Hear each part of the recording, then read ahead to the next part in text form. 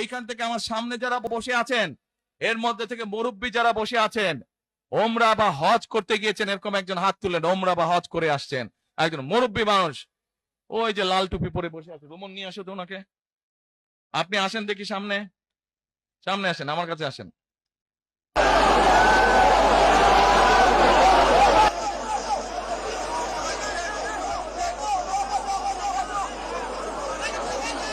চশমা খুলছে, চশমা খুলছে।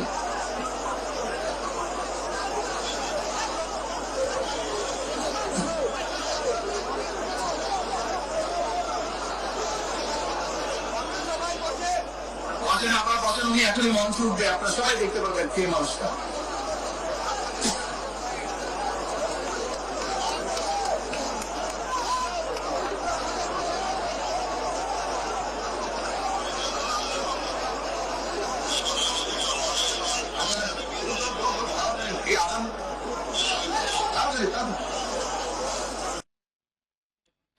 কি নাম আপনার? এটিএম হেলাল।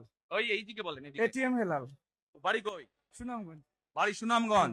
সুনামগঞ্জ কোথায়? শান্তিগঞ্জ। এই সুনামগঞ্জের মানুষ আছে এখানে? এই লোক আপনাদের মানুষ? আচ্ছা, এখন বলেন, কবে গেছিলেন আপনি? হজ না উমরায় গেছিলেন?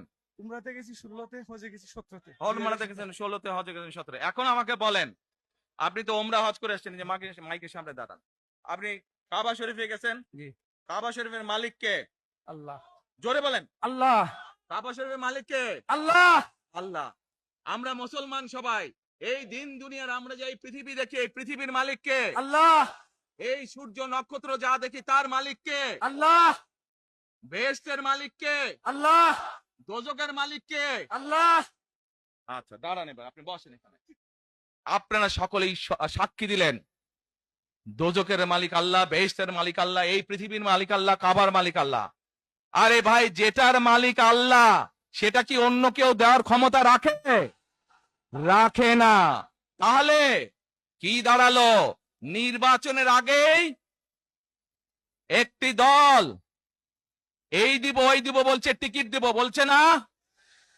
যেটার মালিক মানুষ না, সেইটার কথা যদি সে বলে, এক শিরকি করা হচ্ছে, হচ্ছে না? যার মালিক আল্লাহ, যার অধিকার শুধু আল্লাহর একমাত্র, সবকিছুর অধিকার উপরে আল্লাহর অধিকার।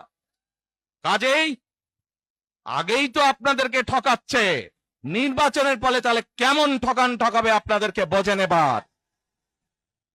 শুধু ঠকাচ্ছেই না মানুষকে, যারা মুসলমান তাদেরকে শিরকি করাচ্ছে তারা। নাউজুবিল্লাহ।